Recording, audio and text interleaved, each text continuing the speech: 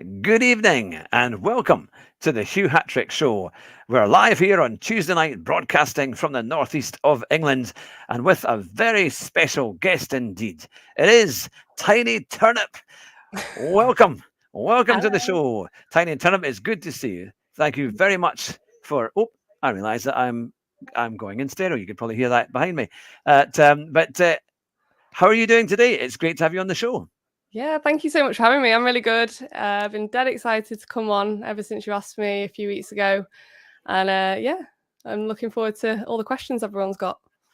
Now we've got lots of your community here as well. The fact they've been here for about half an hour before it all started, which is a great sign.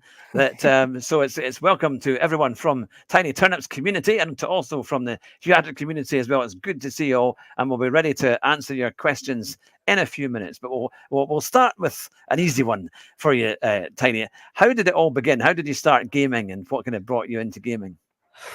Gaming, I've gamed for as long as I can remember. PlayStation 1, little girl, all the sort of like Spyros and Mario Karts and all those kind of games. I've literally always been a gamer, like even on phones or PlayStations or whatever. So yeah, it just kind of goes from there, doesn't it? If it's something you love, it just builds. And then I started looking into like streaming and things like that. So it's good that I can do something that I really, really love and have loved for such a long time. It's great, isn't it? Because when you start playing games at a young age, they just stick with you, isn't it? When if you get something you like, you just keep on playing it. So we got GT Sport, Gran Turismo in the late '90s when it first came out, and it's just every PlayStation that we've had, we've got the latest version of it. How did you come across Gran Turismo? Is that something you've played for quite a long time? Would you believe no? I have played Gran Turismo before. It was one of the earlier versions. It was like number 2 or 3, I think. I can't ever really remember which one it was, but it was definitely an earlier version. And I played it very casually. I was just doing like the license tests and things. I was like a teenager, wasn't taking it too seriously. And then I never touched the game again until last year. And just on a whim, one of my streams that I was doing took off whilst I was playing it, and it's just stuck ever since. So Oh here I wow. am. Yeah. And how do Yeah. you find like GT7? Because it's either it's a kind of love-hate relationship. Some people like it, some people don't. Do you find you quite enjoy playing the game? Yeah, I think it's obviously sentimental for me because without the game, like this whole journey wouldn't be where it is, I don't think. And without the people associated with the game and the community that we built. So even if there was things about the game that weren't great, and there's always things that could be improved in every game, Yeah. I think the sentiment of this game and what journey it's put me on, just it trumps everything for me, really. Yeah, because it is good. Kind of the graphics are good, and if Yeah. you get into a good race in it, it can be quite fun, and you get such a wide range of cars to drive. Do you have any particular favorite kind of combinations of cars and Ooh. tracks? Yeah, so there's a few. Oh, there's Romeo in the chat. I see him. He knows what I'm about to say. The Group 3 Mustang at Bathurst, Hmm. the Subaru at the Impreza at Sardinia Windmills. We All had some right. really good fun the other night on that. Yeah. Um, and then just love like the McLarens and like the Ferraris as well. I just anything that kind of sticks. I'm a big Yeah. fan of those, but with any track really. Yeah. So how do you find because the rallying is quite tricky, and they've done quite a lot of time trials, haven't they, with rallies recently with the new Subaru Impreza, the Colin McRae car. How did you find that? Because I found that I was terrible. I could barely get round. I was about 4 seconds, 5 seconds off any kind of reasonable time. Is it something that you've found quite straightforward? Yeah, do you know what? It is my favorite part of GT7 is the rally and the snow. When they added in Lake Louise, I was over the moon. I just love drifting actually. I love like the car losing a bit of control and being able to snap it back. I actually prefer it, and it's why I've actually looked into some other games like Dirt and a few things that people have been throwing around because although I do love the tracks and things like that, it just seems I'm better on dirt for some reason. So Yeah, oh, that's yeah, I really love good. it. because they're quite that the Impreza is really snappy. I Mm, found it really hard to control or to figure out when it was gonna when you had to skid it one way to try and get out of the slide, and it obviously takes a certain knack to be able to get the best out of it. yeah. But no, that is quite something. So do you do a lot of the rally kind of formats on your community nights and things like that?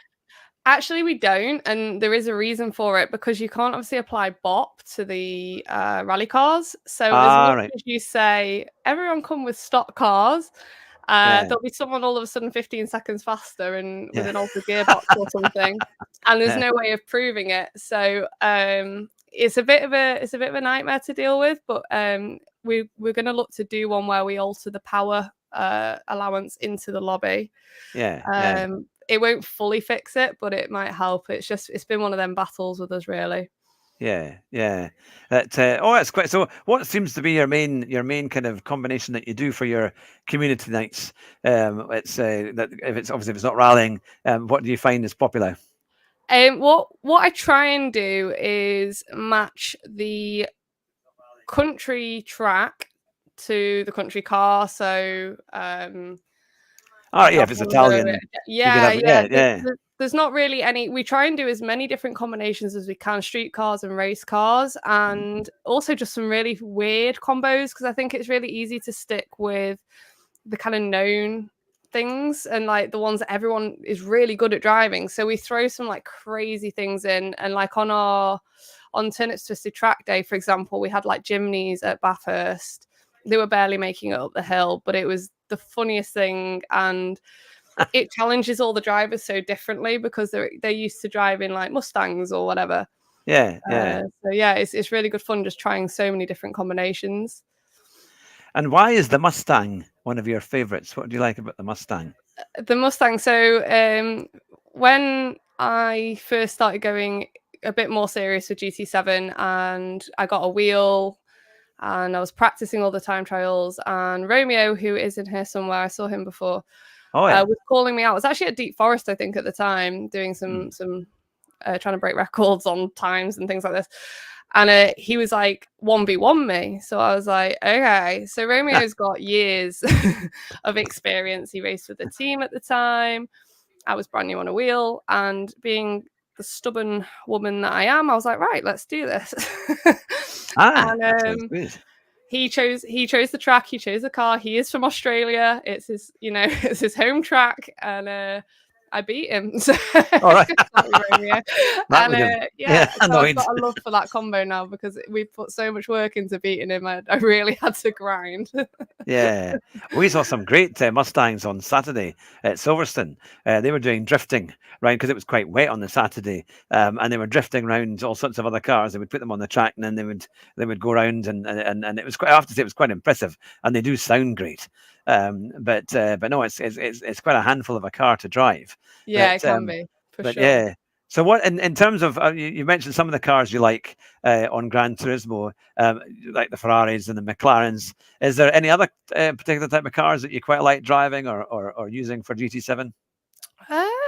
For GT7, I honestly I think it is like the supercars. I think the way they stick and like the snappiness of them. Yeah, When you go to sort of more like the street cars is where I probably am lacking in experience, to be honest with yeah. you. Mhm. But it's always a work in progress, isn't it? I guess. Yeah, I know. I love the Ferrari Enzo. The Enzo is just such a Ooh, nice car. I've bought some of the classics when they come up in the Legends bit, and that's always quite. They do. They handle so nice, and the engines are nice, and then you can lap around Monza, which is yeah, always quite fun in them, and they always seem to go quite well. But all the kind of classic Ferraris are decent. yeah, But yeah, no. So it is good fun. And that's the nice thing about GT7 is that they're always adding great cars, aren't they? Always, they're finding these kind of classics coming. Actually, sometimes it's quite a nice way of just relaxing by going and driving one of those yeah, cars and just having fun doing some of your own lapping to see what the cars are like. But yeah. so do you also do a lot of that? Because I know you stream on Twitch and on YouTube. Yeah. Do you find that you do the daily races as well? Do you do quite a lot of that when you stream? Not in my stream. So it's one of these things I can't.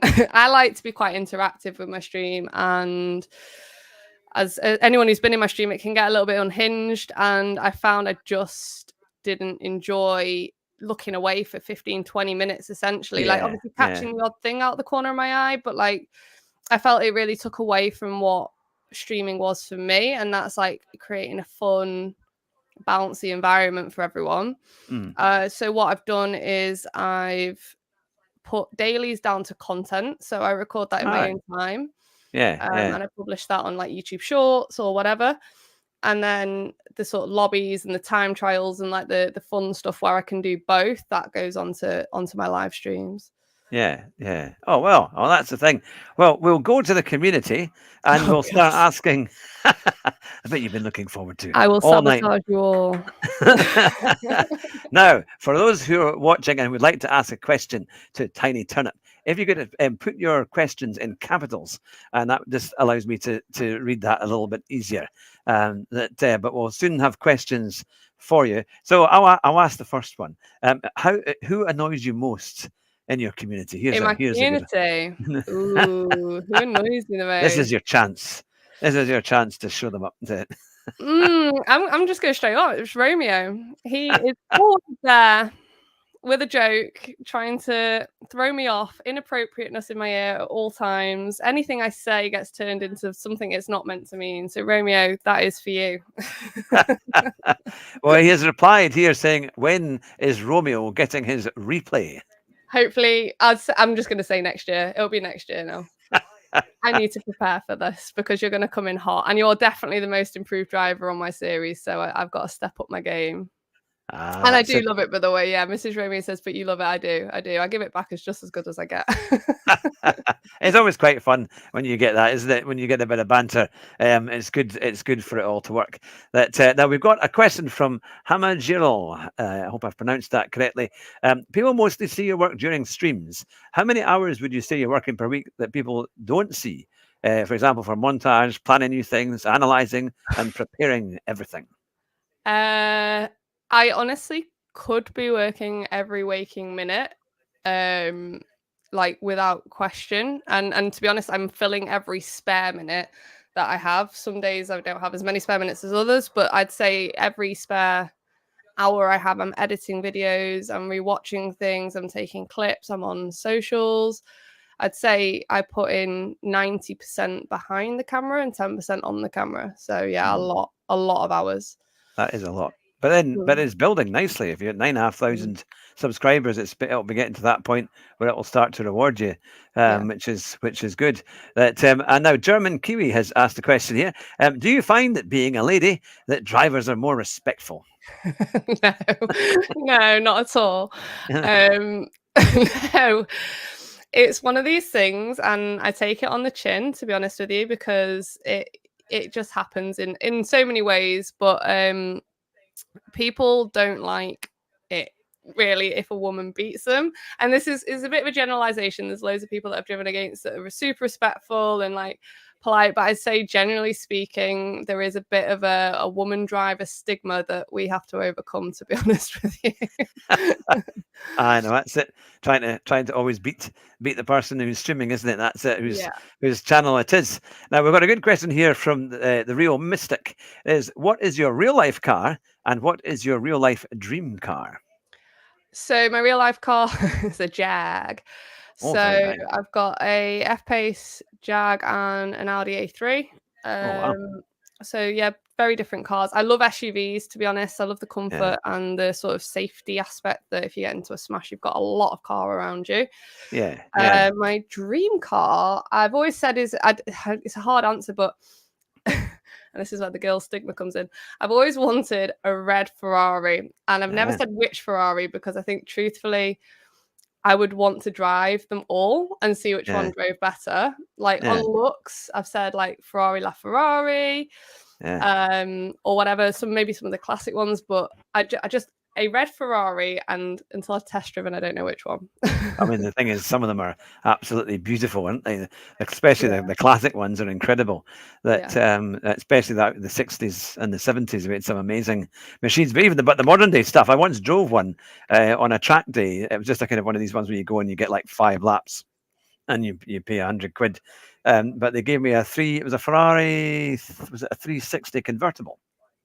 and it Mm. was red in effect, and it Yeah. was nice, and they are surprisingly quick. Actually, you kind of forget that you're in a car because it's mid-engine, the engine's right behind you, and you hear it wonderfully. It's a great sound, but they're so quick, and it's quite they have to be quite careful when they tell you when to accelerate and when to brake, because you think actually this car could quite easily, you could Mm. lose control quite easily unless you're kind of ready for it. But and I wasn't, so I never really driven anything like it. So but I could drive, normal rear-wheel drive cars that are kind of front-engined rear-wheel drive, because that's kind of more normal, like a BMW kind of thing. But with Yeah. these cars, you could tell it was it could be quite tricky. You just think it could Mm. just snap off if you didn't kind of listen to what the instructor was saying. But no, that sounds like a good choice. A Ferrari convertible and a nice. The Jag F Pace is lovely, and that is a nice car. I drove it was the special vehicles version once, and that had the V8 supercharged V8 Mhm. engine in it, Yeah. and that's an amazing machine. But yeah, there's lots of great cars in that kind of group as well. It's a Yeah. great choice of fun. Do you quite like? Is it quite? The Jaguar should be nice to drive, I would imagine. Oh, It's quite a it's a dream to drive. It's dead comfy. It's a big car, so it's heavy, but it's nippy for what it is. If you drive it in anything other than sport mode, though, it can bog down a little bit. So sport, yeah. dynamic, and then it's got a little bit of pace considering its weight. To be fair. Yeah. No, it's a great. I do like those Jaguars. Now Simon has asked a question here. He says, "Have you ever attended a live motorsport event?" Yeah, very recently, actually, the Turnip community and the Bib and Dribble community met up, All right. which is Rob Barker's league, which he's running right now. Uh-huh. We went to Donington for the British Touring Car Championship it was like a couple of months ago. So yeah, All not that right. long ago at all. Fantastic. Donington's a great circuit. I've not Mhm. been there for years, but no, it makes a great, especially for touring cars. Mm. It makes a fantastic event. In fact, the last time I was at Donington, I actually saw Nigel Mansell race Oh in no the way! touring cars back in the 90s when he had his big crash. And then before that, I saw the European Grand Prix in 1993, or I saw Senna win. I was only Wow. 18 at the time. So it was a birthday present, and I was there with a friend and his father, and so we went down and we watched it, and that was the most incredible Grand Prix. That's the only one I've ever seen, but it was a day I'll never forget. I bet. To see those cars and to see Senna was something else, and to win in such a dramatic way was amazing. Now we've got another question from Rob. It says, "How did you come up with the TTT concept?" So we were just running laps, a few of us, and a lot of you probably in the community know Hawko. He was with us and he was just being a pest. And so Queen Bee over here decided to start telling him doing, silly things like, right, if you're so fast, you've got to beat us in reverse. Or you've got to do one lap completely in reverse, we'll drive forward, and then you've got to catch us up and like unlap yourself essentially. Yeah. So we did all these like weird races, and then after it was hilarious. Like the stream went down a hit, everyone was like howling, and I came away and I was speaking with a few people in the turnip community, and I was like, this could be a thing. This is actually really funny if we got it right and didn't make it too like it's got to still have a racing element to it. Yeah. So yeah, that was literally from just messing around with a few people on track. It was born. It was amazing. Wow, that's always how these things start, isn't it? And when you know it works, and that leads into the next question from Hamajil. When and what happened that made you realise that streaming may actually be working and that you're building something here? Um, I never think that it's working because you're like inside and you always want to be doing better. I think when I've sort of realised that this is building quite quick is this year. So I started the end of the last year on like 900 YouTube subs, and now we're on 9,000. So we've 10 times that in That's less than very a good. year. Yeah. So I think that the speed the numbers are going up at the moment is where I'm kind of like, okay, like there's momentum and we need to build and stay on the curve. But I never really think it's like anything more than what it is right now. Like you got to just stay in the moment, Yeah. And is there a kind of a goal that you're kind of heading for with the GT7, or is there, and also with the channel, are you trying to aim for a particular kind of set of numbers, or a particular, do you have a goal for your channel?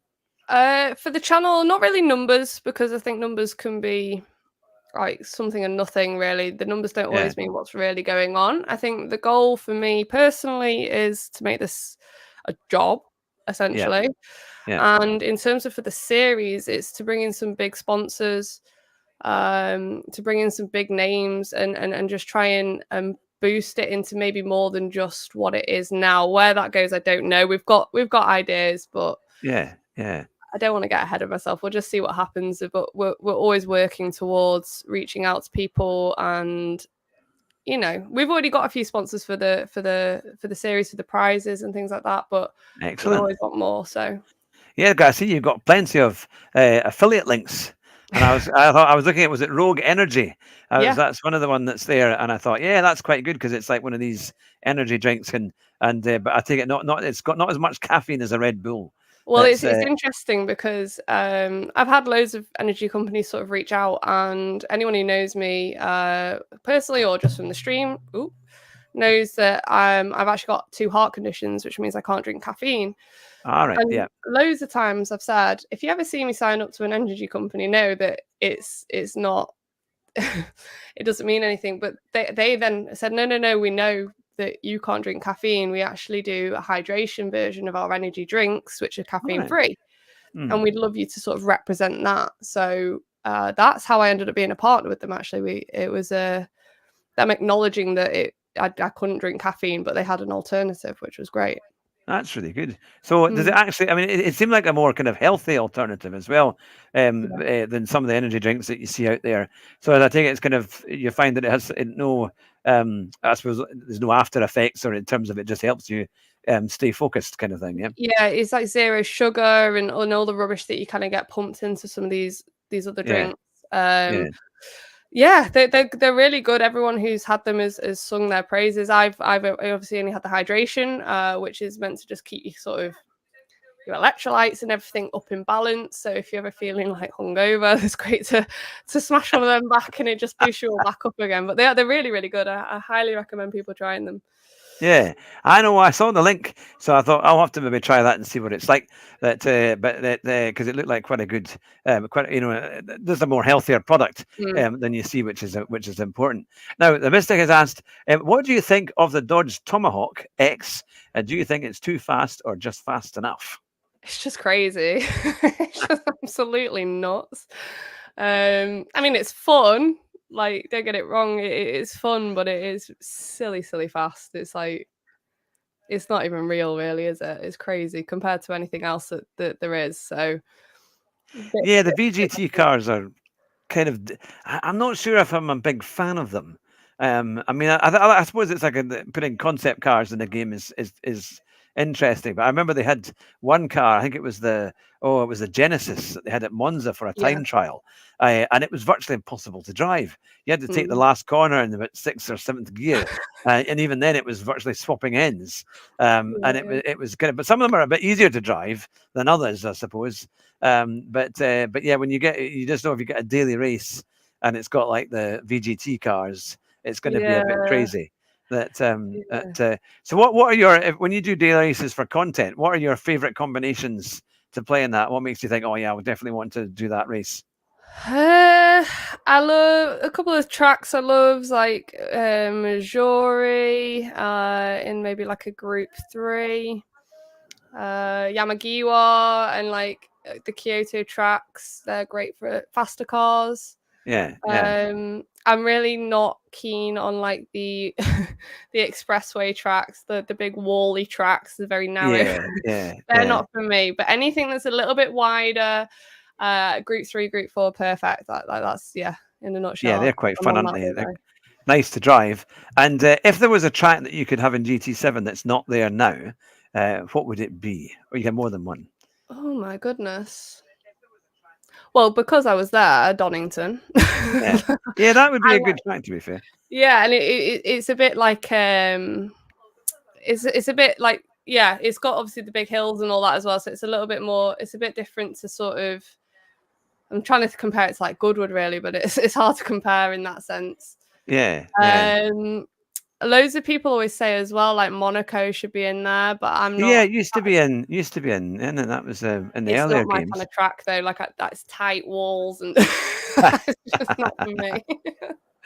Now, we've got an interesting question from Oh, Hamajo. He says, "Do you see yourself as very vindictive on track or outside?" both. I will always get my revenge where I think it's justified. Put it that way. And Rob has asked, "What do you think of this week's dailies?" So we've got Grand Valley South, and we've got a Suzuka. Is it? Is that the two Yes, dailies this yeah, week? and we've got Race at Red Bull Ring Red Bull in Ring, the Group yeah. 3. Grand Valley South, I've had so little experience on because obviously it's a relatively new track to Yeah, well, not new, but you know what I mean. It's one of the newer tracks that got added into GT7, and I've just not had that much track time there. yeah. And it can be a little bit slippery, so not one that I've gone for. Suzuka just isn't, without being negative Nancy over here, Suzuka just isn't one of my favorite tracks. So this week's dailies aren't really my bag. If I was going to do any of them, it would be Daily A for Red Bull Ring, but obviously Daily A's just aren't as Yeah. fun. Yeah, it's a funny one, isn't it? That Yeah. because it's certainly Race it's a tough track, Red Bull track. There's so little in it. When you Yeah. like with the corners and even the first corner is so bumpy. When Yeah. you try and go through that, and it unsettles the car, and if you just even accelerate slightly, it'll just spin round, and then everyone goes for a move on turn 3, aren't they? They're always trying to Yeah. push through there. But I do like it. That it's well, that's good. I'm just checking to see because unfortunately I've got my YouTube. I was watching it earlier, setting it up, and it's playing what we're saying. But thankfully nobody's hearing it, so that's good. Oh, good. that was the main thing. But it'll go out as a podcast later on. But now DTR Cars, it says he's not a Suzuka fan because of course that Suzuka is on Race C this week. Do you now? Suzuka's quite a good old style track. Not too many walls on that. Is that a track that you like? I've just honestly no, I just don't like Suzuka. Maybe again, I'm not. I've got my tracks that I'm good at, and what I'm working on this year because I don't get that much time to sort of practice in the back between everything else going on. Yeah. What I'm working on over this year is just to sort of go out of my comfort zone with the tracks that I'm good at. And I've either got tracks I'm good at or I'm like really bad at, and Suzuka falls into the really bad at one. So I just need to get a bit more practice in on some of these tracks, to be honest, and then maybe I'll change my view. Yeah. It is difficult. And some of the tracks is always a really difficult corner, and they always put something in at the end or midway Yeah. through that you think, oh, it just ruins the flow of the track. It's like, was it the one that's it's not Grand Valley, it's the other one that they do. It's Deep Forest Raceway, and in the Oh my old gosh. game, the last chicane Yeah. in the old game was much easier. It wasn't as tight, but this you come down the hill and you've got it, and it's really hard to clip the curb and get a good exit out on the right. So it's kind of. So I know they have to kind of renew things and develop it, but I always kind of find those circuits are quite tricky, especially the ones where you're driving over sand as well. If you're going to take the right line for the corner, you've got to be virtually going through anything. In real life, that just wouldn't happen. No, you're gone. Yeah. You know, and that's the kind of thing. Is there anything as well in the game that that annoys you, or you think that shouldn't be in there, or you think it doesn't, it makes it more unrealistic? Not real. Not the unreal. Well, yeah. Sometimes the way the cars come off the track, you just think there's no way. Like there's just no way. But the thing that really bugs me more than anything in the game is the penalty system. How you can get hit. It's one of my clips that you've seen probably recently. You can get hit into a barrier. That person doesn't get a penalty for hitting you, but then you get a barrier collision penalty. Like, just it's wild to me, some of the penalties that get given out on the game, and I think it just really needs addressing, to be honest. Yeah. I think it's hard because they've tried so many different things. For a while, there was like no penalties on anything, wasn't it? And it was kind of wild. But it's still, I think it's still tricky. And even when you go back into racing, because I was away for a week or two, and so coming back into the daily races, you just forget how kind of ruthless people are when playing the dailies, and they just go for any gap, even gaps that you wouldn't think are not on. They'll try and do that, but that's the thing that gets me. And if they do end up pushing you off, they seem to have very little spatial awareness for that. But then you probably find that I'm complaining as nearly 50 years old. It's probably a 12-year-old who's you're competing against doing the same thing, who doesn't really care about what they hit, isn't it? They're just playing the game. Yeah, but they should be penalised, and then that's how you learn. Like, you get a penalty and then you go, oh, I won't do that again. But like, there's nothing. Like the amount of times I've been complete, like my race is gone. Like I've been completely killed in the barrier, over the grass, the gravel, everything. Yeah. And then by the time I've got back on track, I'm like a minute behind everyone else. And that Yeah. So it's kid kind of, comes third. And it's like, well, how are they learning? How are they learning? So yeah. that's okay. They're still going to get third and I'm in the gravel, you know? It's Yeah. really frustrating. And how do you find as well, when you're slowing down, a lot of people use the engine braking quite a bit. Now, obviously, in real life, you would blow your engine and your wheels would lock up in that bit. Yeah. Do you find that something? I mean, people many times have to use it if you're going to get a good lap time. Is that something that you like to do, or is it something that you just take for granted kind of thing? Do you know what? Yeah, I hear what you're saying about in real life you blow your engine at the speeds, but I do love like engine braking in real life where I Oh can. yeah. So yeah, it's fun. Obviously, I've never done it at like 140 miles an hour going into a corner, but so yeah, I think it's just like it's an attenuated version of what you do in real life, and like maybe because you haven't done it on a fast car and blown Yeah. engine, it's just like yeah, you take it for granted a bit. Aye. I was going to say, is there a car in Gran Turismo that isn't there that you would like to see? Any particular types of Oh my cars that you would like? goodness. That is a good question. Let me have a think while we talk a bit further. I'll have a think about that and we'll come back. I can't. That isn't in Gran Turismo. And Woody has said it's polyphony that annoys him in the game, or PH is saying that annoys him in the game. So I'm presuming that means polyphony. But Yeah. it is of course Woody Boy is very fast. Normally gets times as quick as Tisney or even faster on the time trials, which is good. So I'm always trying to think he's always well ahead of me in these things. Did you quite like doing the time trials? Is that another kind of That's part of GT7 that you do? yeah, that's where this all started. And it's where loads of traction came. I would sit on stream. I would pick a track. I'd do the sectors, then the full lap. And I'm one of these. I'm a bit of an addictive personality, so like it's never good enough. Yeah. And there was one night I was doing high speed ring, and it was my second day having the wheel. This is all like back then where it was really starting to like get a bit of traction, and we sat till 2 o'clock in the morning, and we had pretty much like the whole stream. It was a full stream. We had like probably like 80 viewers or something like that. Wow. All trying to beat me on this time trial. Sector 2, I think it was, of high speed ring. And in the end, at like 2 o'clock in the morning, I managed to get number 9 on the world rankings. Wow. And as you can imagine, I was like a complete newbie at this game. And like I just did this corner for like 5 hours straight and got on the time. So everyone like erupted. And then by the end of that night, we had five out of the 10 top 10 times were turnips. So, that's really good because that is a tricky track. So that's how this all started. Like dailies and that weren't really my thing. It was like repetition and being like competitive and like people coming online and trying to beat me and things like that. So that's what I love most, like over dailies, to be honest. Yeah, I do. The time trial is fun, and when you get into them, and when it's a nice combination, and you can just get into it and try and improve your time as much as you can. It does, especially when even some of them are so hard, even just to get 3%. But then if you can get into that knack and find a bit more, isn't it? And you maybe get into the 1.5% away or thereabouts. I always think that's quite fun when it all starts to work. Now we've got another good question from it is Hamajil.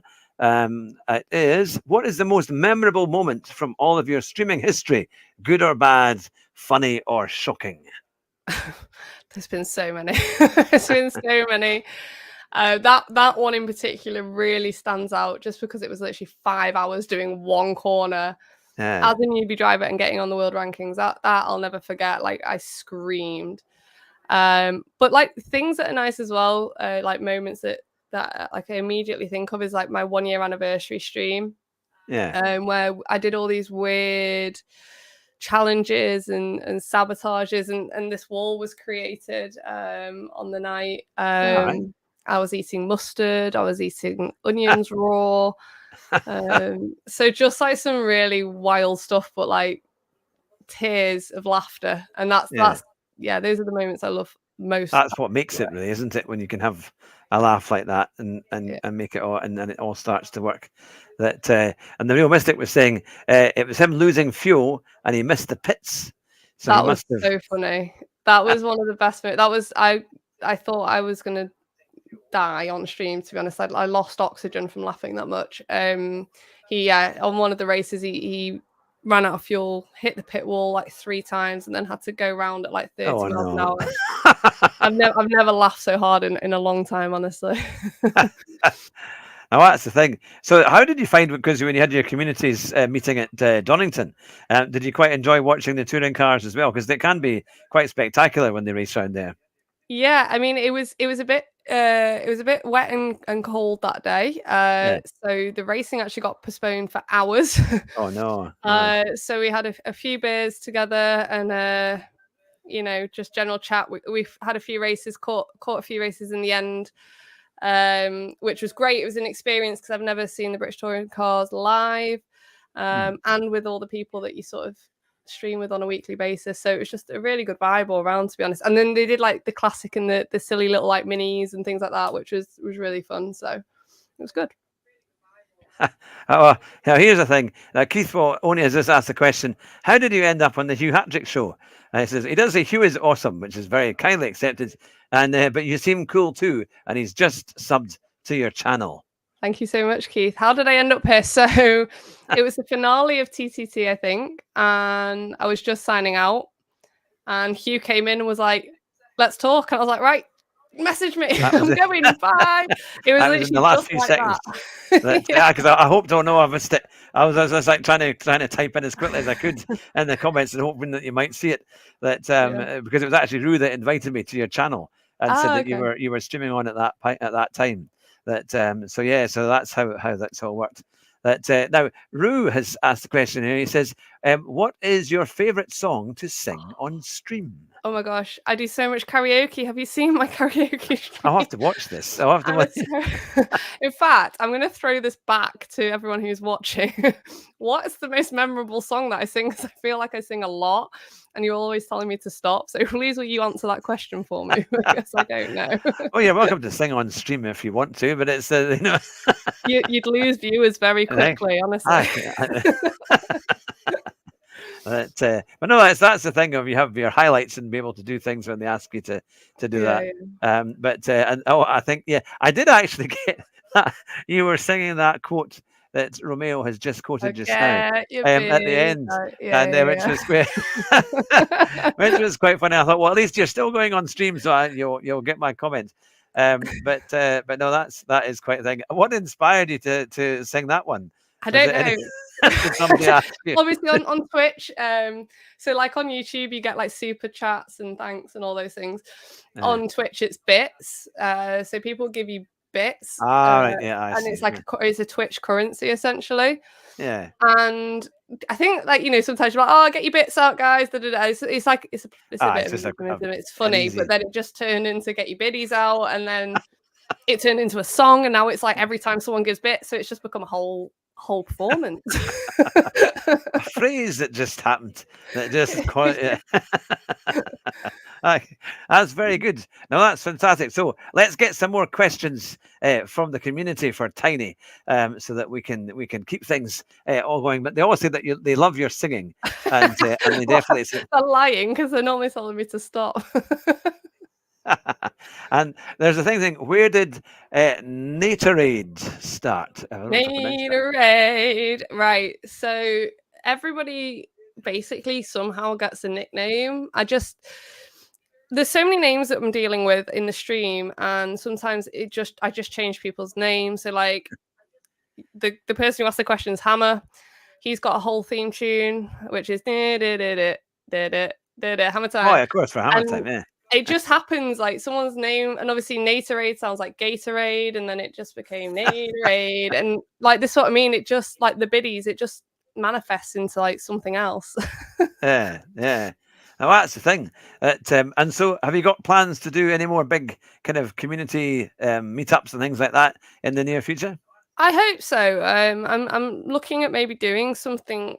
Well, I might not say too much yet, but maybe something next year with the UK turnips. It's hard because a lot of the turnips are worldwide. Like we've got so many Aussies, quite a few Americans, and people just dotted around over Europe and things. So I always feel like I'm leaving people out, but I'm hoping to do something with like the UK turnips if I can next year. Yeah.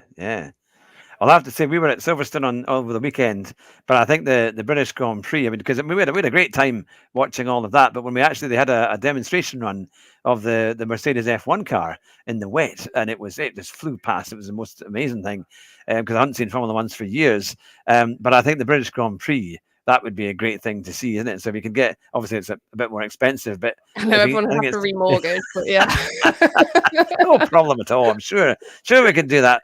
But no, it is. I think when you go to an event, it is great, especially a motor racing one. But actually, there's a lot of stuff on at Silverstone and other places throughout the year, aren't they? That Yeah. are more kind of a lot more affordable, and then you can still have a barbecue and enjoy kind of the community when you're there. That now quickly goes question. More drop to the back of Natorade, says XX FIFA. I mean, if I could, I would, but it's whatever the wheel of doom spins. So what would be? I was going to say for what are your favourite tunes as well for your community? What ones stand out other than the ones that we talked about Natorade? But are there other little kind of catchy tunes that you have for them? Oh my gosh, there are so many. Like it's I'm blanking out, but like there's just so many that happen. Like Romeo's got his own because he's got Romeo. There's loads. Honestly, everyone seems to have a little jingle. If it can make it work. And obviously you got the biddies and like the Wheel of Doom. We've just had someone, one of the old turnip, well, still a turnip, but old racing turnips. Matt, he's created an actual song for Twisted Track Days now as well. So music runs through it, and I love doing like karaoke like streams. It's just really random. Like we'll just get singing and driving, and it's good fun. Yeah. No, that's the thing. And Simon has said the Silverstone Festival was much more fun and accessible in terms of getting to the garages and seeing the cars. That was definitely true. There were thousands of cars actually that people had brought, and from all the great eras as well. It is a great bit to go and see. Now, Rue has said, "How often are you murdered on track? Is it because of your face or the singing?" And he's put a smiley comment there. I'm murdered a lot on track, but I don't think I'm particularly special in that sense. I think like dailies can just go that way. In the community events, like it can get a little bit rough. But I've got to just bear in mind that my whole streaming career has been based around making people suffer on track. So I probably deserve a little bit back. Hi, that's the thing. And now you have what was your most and least favourite sabotage? And is there one that has a special place? Yeah, my favorite for sure is the reverses. I just think that's always funny. Like it can never, because like for example the 360s, they're great and they're dramatic and they're impressive for people to see. But reversing just it isn't easy, and and even the best drivers get unsettled by it. And that is where it started. That's where it started. We made Hawko do a lap in reverse, and then he could spin around and try and chase us down. So the reverse is my favorite by a long way. Least favorite, probably the gear change ones. If I'm honest, they can land really like depending on the track. So for example, for anyone who doesn't watch TTT, people get stuck in either second gear or fifth gear for 2 minutes and they can't change gear. And it's funny if they get stuck in second and it's like, by first they've got to go uphill and it's hard work. But sometimes if they get stuck in fifth and it's a fast track, it doesn't really affect them that much. So that's the one that is probably the least impactive, to be honest. Yeah. Now, Miss Kirsten has said there's a samba bus is coming. The samba bus is coming. The samba bus is coming and everybody's jumping. See, everything's a song. Everything's a song. That's pretty good. My father used to be able to sing a song for every letter of the alphabet, but you've got a song for every car and every name. I do, honestly. Oh, that's brilliant. Now, Rob has said, what was your favourite livery or livery? Livery. There's been quite a few now. So we do livery points for throughout the series. So every race week has a different theme. This isn't for the community nights. This is for the TTT series. Yeah. So that theme could be sports, board games, chocolate, sweets, anything like that. And we give points out to the best ones. I think the only one that's won a prize so far is Mrs. Romeo's watermelon car. It was Rogue Energy themed. It's when I just became a Rogue Energy partner. Yeah. And she did the livery so that it was iridescent red and green, like a watermelon with the dots of the seeds. And however you looked at the car, it was either a bit green and red, or red and it just looked like a watermelon. But like, I'll share the image of the car. It was so impressive. I'll share it in here for you. It was amazing. So people do amazing liveries now, aren't they? That's the thing. They can create these pictures and do. I don't know how they managed to do it using the settings that they have on the game, because it seems when I try and do it, I'm lucky if I get one sticker and it looks pulled out of the wrong angle in the wrong place. That I know it is quite a thing. But while we're waiting for that, I'll ask you a quick question. If you could go to a Grand Prix, which one would it be? So I was lucky enough when I was a little girl, I went to Portugal All right. for the Grand Prix there when that was one of the tracks. So if that was ever a track, I would go back. But the current tracks, that must have been a while ago. When was that? I was a little girl. I was like, that would have been in the 90s. Maybe. Yeah, it was Michael Schumacher, because I had a red Ferrari jumpsuit. This is where the red Ferrari thing comes from, obviously. I was probably like 4 or 5 then, but that was cool. I've got loads of pictures of that. It was kind of a special thing because we traveled around Europe, and that was we ended up going to the Grand Prix in Portugal. But now, right, so this is really controversial because there's such classic tracks, but where would I want to go just for like the experience and like the whole thing? Yeah, Vegas. Yeah, it does look good though, doesn't it? I think because it's far more interesting than Miami. I thought the Miami one just was a bit fake and a bit kind of too much, but Vegas actually looked like a really good track. But also, it is. I mean, Vegas is just an amazing place. It's one of the places I'd love to go.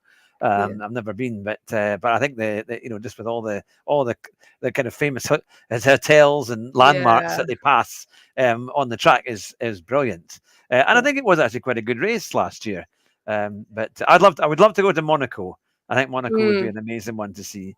But yeah, and if there was like one in the past, if a Grand Prix from that's been in the past that you would have loved to have seen, what would that have been? Sorry, if you could have gone to any Grand Prix in the past, what would it have been? Oh gosh, I don't know. I'd probably say, would it be Abu Dhabi 2021? Well, yeah, I was thinking of like when like that whole Lewis and Rosberg year happened, when that was all crazy between them. 2016. Yeah, that was 2016. Yeah, I'd probably go somewhere along that journey where it all just started to go a bit south between them two, because that was one hell of a battle between them in the end. That was incredible. And obviously Lewis had so many problems with his car, and like the frustration and things like that. And I wasn't a big Rosberg fan either, to be honest, but no, not many people were. I think that was they were. That was the thing. But I always remember watching that race in Abu Dhabi when Rosberg won, because Lewis was ahead, but he was trying to slow down so much just so that somebody would try and pass Rosberg. He was doing all his tricks, and that shows how such a good driver he was to try and get because that was his only chance of winning the title. And of course, a lot of people like Spa as well, isn't it? They love the races that are on at Spa. But yeah, no, I would have quite liked the Mansell era because that's when I started being a Grand Prix fan in the early 90s. And I think seeing some of those British Grand Prix wins, I think that would have been amazing. When literally the people just he actually ran somebody over on the slowdown lap because there were crowds everywhere and they couldn't get out of the way, and he ran somebody over in his car, and they gave him a handshake afterwards. They were fine, and I think he must have just run over their foot or something. But it was kind of crazy. But now Hama has said, how long are TTT races? Is it sprint or endurance or mixed? And which do you like more? So it started out as sprint races. We used to do five races of 5-lap sprints, and each race would have its own associated sabotages. So, for example, we'd have a target practice. So, if you won one race, you'd become a target for the next race. One race would be first lap in reverse, and then the rest of the race forward. Things like that. So they were fun and they were quick and snappy. But what we found with those, we were having loads of racing incidents, like racing incidents. When you sabotage people's races, Yeah. it was just becoming more arguing than it was driving. And then we looked to change it because people were just trying to dive in, because it was 5 laps. Yeah. Diving into the first corner, no time to make any moves, blah, blah, blah. So then we changed it last year or the end of last year, to endurance. So it's now 2 1-hour endurance races where people don't have to start pushing people off track. There's so much time to catch up. We have boost on week as well. Yeah. So if someone gets like the most horrific sabotage, like for example, Hawko the other week, he had to reverse for 2 minutes. He ended up 3 minutes behind the pack, and he actually won the race. So Wow. it's worked out better for the format that we're doing now, that people still have the chance to come back, basically. Yeah. Oh, that's the thing. And I saw a good question here. Here we are. In fact, I can even actually show it here. What do you think of the Nürburgring Nordschleife? And Mystic, personally, he likes it. Do you like the Nürburgring Nordschleife? To drive it or to watch other people drive it? That's the question. Yeah, it's a stunning track. And I like to drive it on my own. I've not had much race experience there, if I'm honest, on the game, obviously. I'd love to go see it in real life. I was actually talking to someone, one of the viewers are going there, and they were just explaining, because I said I couldn't, because I'd be so scared. You're not insured when you're on it and things like that. Yeah. I'd be so scared of just doing something stupid. I'd end up driving at 20 miles an hour and it'd be pointless. And apparently if you hit a barrier, it's like £1,000 per piece of barrier. Goodness. So I was like, no, but I'd love to, if it was a possibility, and I won the lottery or something. You just have to take a rental. You have to take a rental car. But that's even worse, because then you owe someone else the whole car. Make sure you get the excess cover, and when you take it back, you just say, "Well, I'm sure that will polish out." But that is similarly what people do. They just go at the rental site and hire a car and take it around there, and then of course they're left with a huge bill when they realise it's not insured if they have a bump. But I definitely think it's nice to drive on my own, like in the game. But as soon as you put the car, it's so tight, isn't it? Like, I don't like it amongst other cars. I'm not very good. And what's your least favourite track, actually? If you think all the tracks on GT7 or even in the what ones do you least like driving around? It's gonna be it's got to be one of the like tight wally tracks in Tokyo. I'm thinking. Or the expressway, the short expressway. One of them, yeah. I get a bit overwhelmed, especially if it's like a group 4 or something. Like, that's fine, but as soon as you start adding like speed and walls, and they're just coming at you so fast, and there's lights and it's dark and everything, my brain doesn't process that quick, unfortunately. But yeah, and what I was trying to think of, if you've been buying cars, and obviously you drive a nice car, a Jaguar. Have you had some funny test drive experiences of cars you would have maybe liked to have driven and then decided that you were put off, or the other way around, cars that maybe you thought you might not like, but then you found that you did like them? Yeah. I mean, I've had a couple of track experiences with I had a Mitsubishi Lancer and the Impreza, actually. I drove that in real life. That was incredible. I would own both of those cars in a heartbeat. There wasn't much between them at all. It was mainly the gears were shorter in the Lancer, if I got it the right way around. So that felt like you were moving like a lot quicker, like you would change through the gears a lot quicker. But both of those cars I'd own in a heartbeat. A car that I actually owned and like I couldn't speak badly enough about it was a Mazda 3. Worst car I've ever driven, ever. And I would never own another Mazda again as a result. And I actually like slander Mazda because the car was just awful. They have these weird pedals. Like, obviously normally you press like your pedal from the top, and they're on the other side, like a BMW. Awful car. So yeah, bin Mazdas, bring in the Lancers. That does sound like a nice replacement, certainly. Yeah. And Larson has just joined us. So it's good to see you, Larson. Now, I saw a good question here from Scooby PCM. He says, what's your favourite driving, racing, car-based movie? That's an interesting one. Cars. Truthfully, I don't watch that much car stuff, if I'm honest. I've not even seen the Gran Turismo movie yet. I wouldn't worry about I'm that. not It's really pretty into sort of awful. the documentary films either. So yeah, I don't have that much in my repertoire. Obviously, car programs, Top Gear, Grand Tour, all that, love it, lap it up. But movies, not so much, not my kind of bag, really. It's very hard to do a good movie, isn't it? A car-based movie. The only one I like was Rush. I quite like Rush. Yeah, which was Niki Lauda and James Hunt. I like that one. I watched the Gran Turismo movie and I got about half through it and I couldn't take any more. It was terrible. I just couldn't. And I like car programs. If they're writing a car movie, if they do it well, it can be great. But I thought the acting was terrible, and it was like playing a game, and you could just tell who it was aimed at, and it just didn't flow as a movie at all. But so I wouldn't worry about seeing that one. Now let's have a quick look. Rue was saying that he was passed by a Lancia Delta Integrale, like I was standing still on the A470. Yeah, I imagine those kind of cars are something else. But they're amazing. I'd actually own one of them. I think they're the coolest little cars. Like we did a race where it was Deltas versus, oh god, guys, tell me who did we put Deltas against? Can't remember, but yeah, brilliant racing. Like fell in love with the Lancia Delta for sure. It's funny.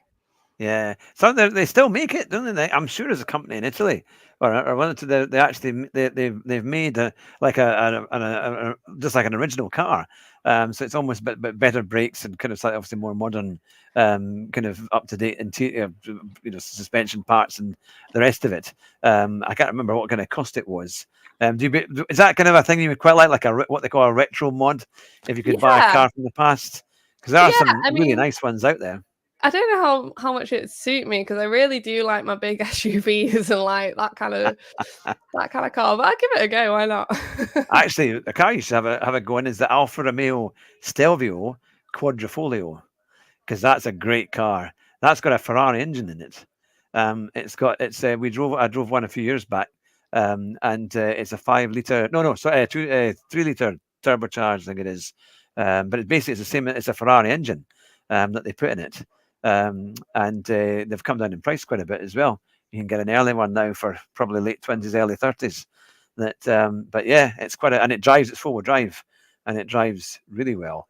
In fact, Hamid has got a question here. He says, a car that you looked at and instantly fell in love with, just by the looks of it, what would it be? Ooh, instantly fell in love with. Is it like, so I've seen this car in real life.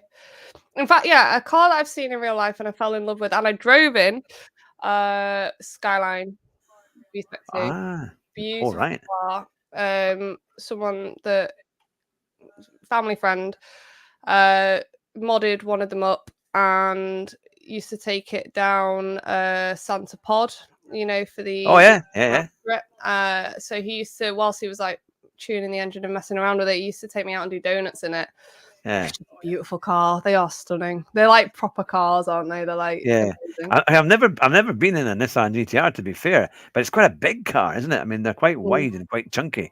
So it's and yet it looks heavy, but they seem to be able to drive incredibly well, and the dynamics of it seem to be really good. But no, it's quite a thing. Now, Rue is accusing me, saying that they do a 2-liter, but that's not a Ferrari engine. I'm sure in the Alpha, I think it's a 3-liter turbocharged, and it's built by Maserati, but it is a Ferrari design. So it's the cheapest way into a Ferrari engine car in the UK.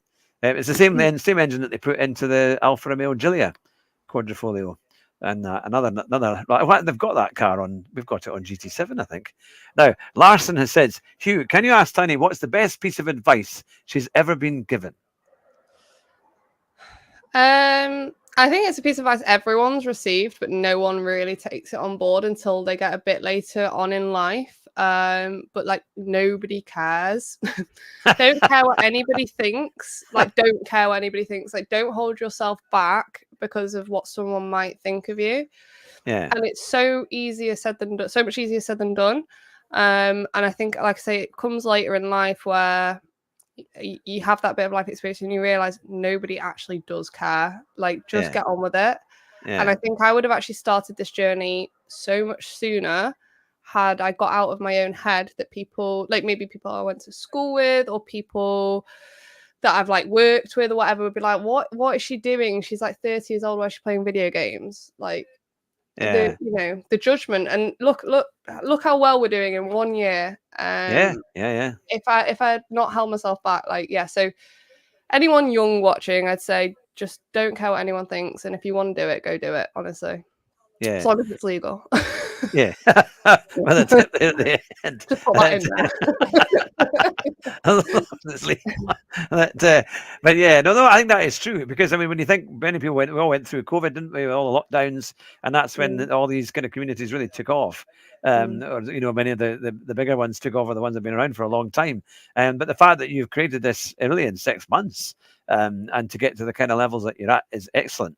And it shows that good communities stick together, and in turn they can grow, and then you've got something, and it is fun. I always used to kind of put it like, before, folk would go to the pub and have a chat with the people that they know and talk about whatever it is, cars or the local things that have been happening. But now it's all done online, isn't it? And when you're actually there, you kind of have the person that you like to follow, and you see them race and they talk away or do things, and then that's your community, isn't it? That's kind of a chance to have a kind of social time as well. So I think it can be a great thing, as long as you don't take it too seriously.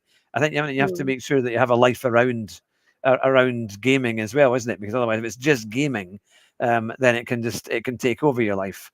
And I think, but at the same time, if you really feel you've got a skill for it, then it's a good career to pursue.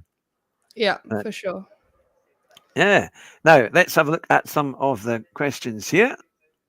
We've got, what was the biggest challenge during streaming in your career so far? Hands down, tech. Tech is the biggest challenge. We were discussing just before we went live, actually.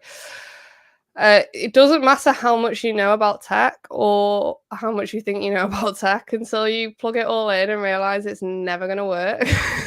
Or like halfway through a stream, your audio just completely goes kaput, or your capture card decides to burn out, or just there's so many things. I think that is the biggest challenge. And the actual reason that I started on GT7, and this is all because of tech.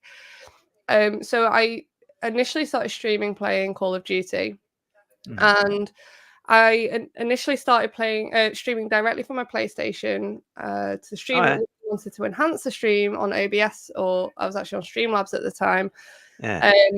I could not, no matter what I did, no matter what expert I asked to help me, get the game audio to match what was going on the stream. And this went on for months, and it was so frustrating because people were, my chat was just consumed with, do you know your audio doesn't match? Do your audio? And I felt like giving up. I really felt like giving up. I was like, this is never going to work. Like, it's just awful. And then my next stream, I streamed GT7 because obviously it's not live. It doesn't have those like lag issues and things like that. And literally this all started. I got raided out by a couple of big GT7 streamers at the time, just by fluke, and it just took off. So if it hadn't been for the tech issues, probably wouldn't be here right now. Oh, that's it's amazing what can go wrong, isn't it? To try and then trying to make it all reliable, but it's definitely worth getting it all sorted.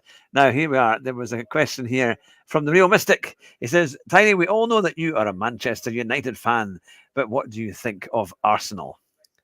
So Arsenal and Manchester United have got a huge history. So if you remember back to like the treble year, the invincible year, we've got a huge history with Arsenal.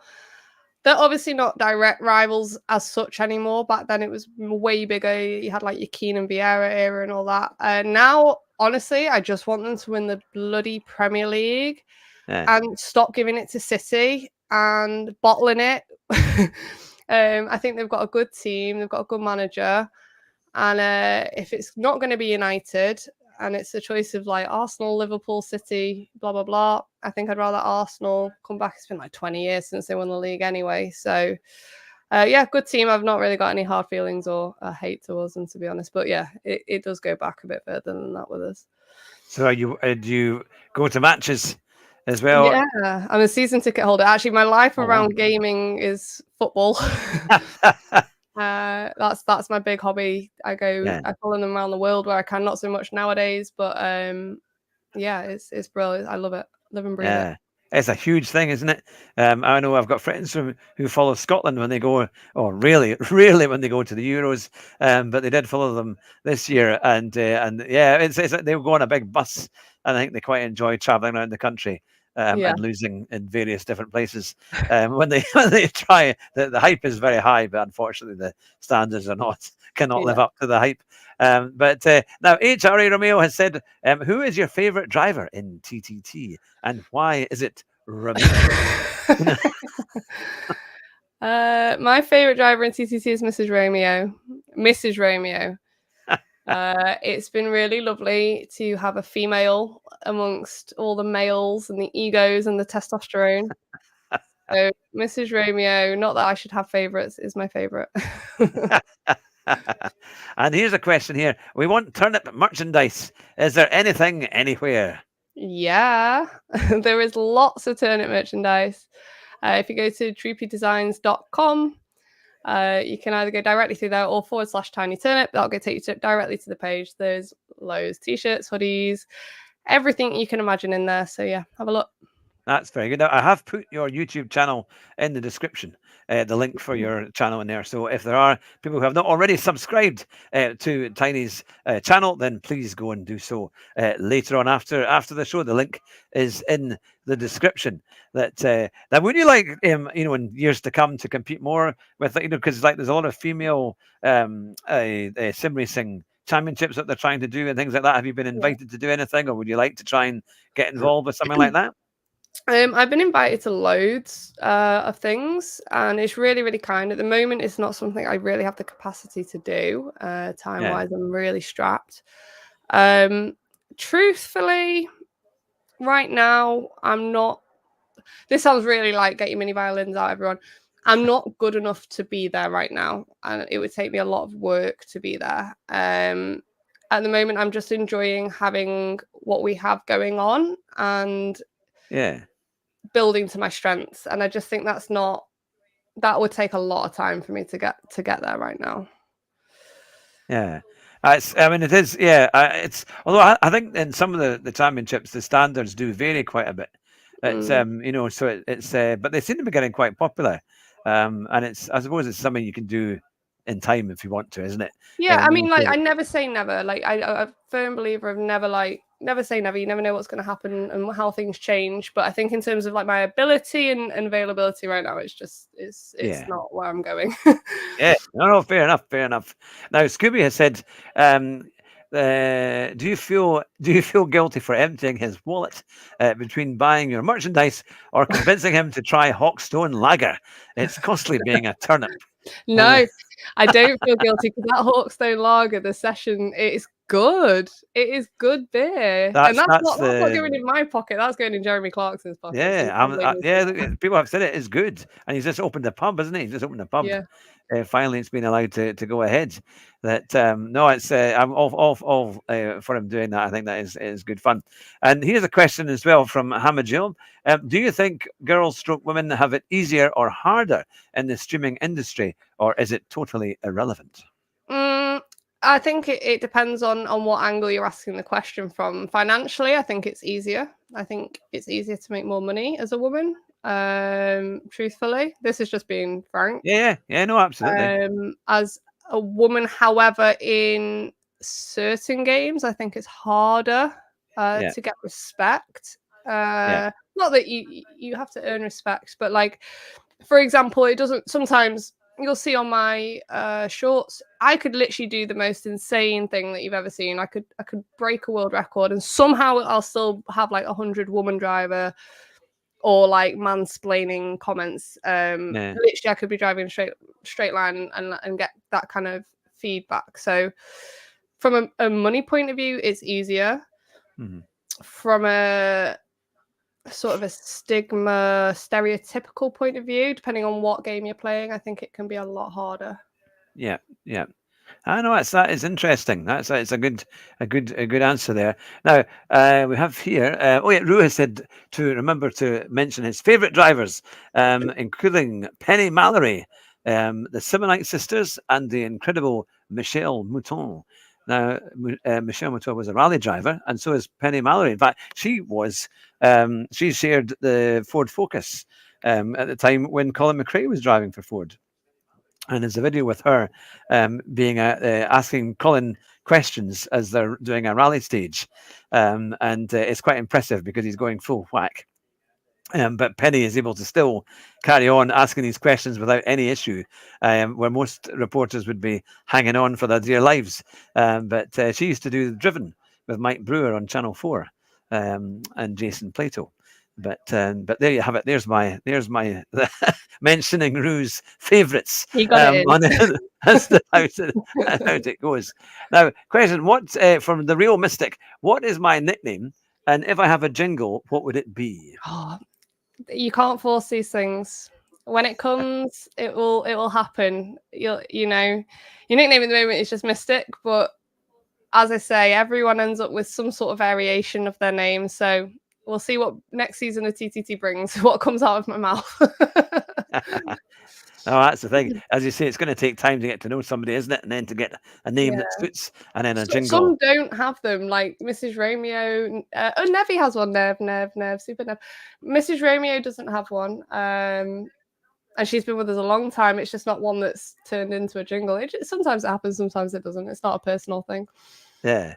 Well, the Mystic has said, fair enough. So he'll just have to wait and see. You'll have to get one for Rue. I'm sure he would like a jingle for Rue. We'll have to see what it would be for that. But now let's see. I'll have a quick look at some of the questions here. I think we've covered many topics tonight, which is great. Yeah. Oh yes, Larson has said, was the spaghetti bolognese as tasty as it looked? I missed that one. Yeah. I love cooking. So maybe one time I'll have to invite all the turnips around for a dinner or something. But yeah, it was beautiful. It's my favorite. It's my go-to if I'm ever needing some comfort food. Spaghetti bolognese is the way. That's a good one, isn't it? Yeah, it's always good. I like a carbonara. That's what I always quite like, a carbonara. And it's funny because whenever I buy one, sometimes I get I'll make it originally, and then other times I'll get like a little pat lunch one, for a made up microwave meal, and then I find they're already eaten because my daughter will take it before I can have it. She likes them too, so it'll be like, I saw a carbonara in the fridge. And that was it. She'll have it. It was mine. So exactly. It's already gone. You're finishing work, looking forward to your carbonara, and it's gone by the time you get home. So that's it. Yeah. But no, that's fantastic. Well, it's been amazing to have you on the show. We've done over an hour and 10 minutes of great chat and questions, and I really appreciate you coming on. And it's amazing what you've done with your channel. And I know you're saying that you just want to continue doing what you're doing because it's working so well, which is great. And I'm sure we can have you on again in a wee while, whenever you would like to come back and give us updates. And hopefully I'll try and get involved in one of your TTT nights. So I'll have to. And yes, that was the question. When are your community nights? What day do you do them on? So we have two different events. So community nights, where it's just racing on track, is a Wednesday night. About 9 o'clock UK time, we kick off. Just do a couple of hours, few sprint races. First come, first served. Recommend anyone who's not in the Discord gets in our Discord, because once the track goes live, it fills up super quick. So it's like an early thing. But yeah, free to join that at any point. The series that I run, where it's competitive, there's prizes, and turnips for track day, which you've probably heard me refer to the whole way through. That is on a Friday night. Now we are in a break at the moment, so because it's competitive and there's prizes and a lot more on the line than just sort of turning up and racing, a bit more planning goes into it. This year we've just finished the last series, and the new series is actually going to start the first Friday of 2025. So we have got a little break. But as I say, stay on touch with my socials and Discord, and any updates that come, we'll go through there. Because you're on TikTok as well, aren't you? You're I'm on on. everything. Yeah, I've never done TikTok. That's the one thing I've not done. But have you found it to be a big success? Has it been quite a good platform for you? Yeah, it's good for pushing out the shorts. Obviously, Mm. because it's not long form content. It's very quick content. I'm very close to 10K on TikTok at the moment. That's my next milestone. The next one to sort of monetize, because 10K is the monetization on TikTok. It's been good so far, but I'm excited to see once you get over that line what happens, because Yeah. sometimes you can bottom out. So we'll see. Yeah. Oh well, I'm sure. No, I'm sure you'll go from strength to strength, because it all seems to be building, which is really good, and you're putting a huge amount into it, and it does. I think that consistency, I'm sure, will help to build it structurally, so that you can then enjoy the rewards of it. And you have certainly a community that is very fond of you, which is lovely to see. So no, it's been so nice, and it's been lovely to be able to have you on the show, and find out your history, find out what's been happening, and what makes the channel tick, and where you're going in the future. So it's something on a Monday night, we have a 2 hour, normally about an hour to 2 hour stream, where we talk about GT7, but mainly about the dailies and F1. You'd be very welcome to come on to that anytime. Thank If you. ever you did want to, especially if there's a big race or something you would like to talk about, just keep us. We'll keep in touch on the Discord, Yeah. and that would be super. But as you actually, you probably are not aware, I'm a bus driver, and I do school bus driving.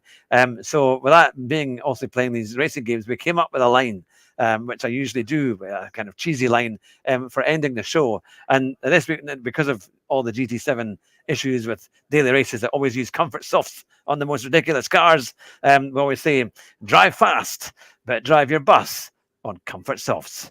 So I love it. I love it. thank you so much, Tiny Turnip, for Thank coming you. on the show. Thank you to everyone who has been watching and listening on the podcast as well. This will go out on Podbean in a couple of days' time.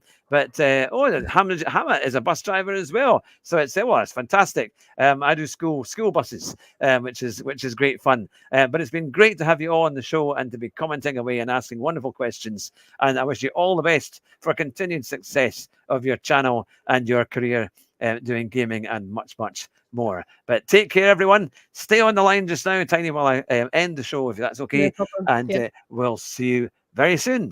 Bye Thanks, just now. everyone.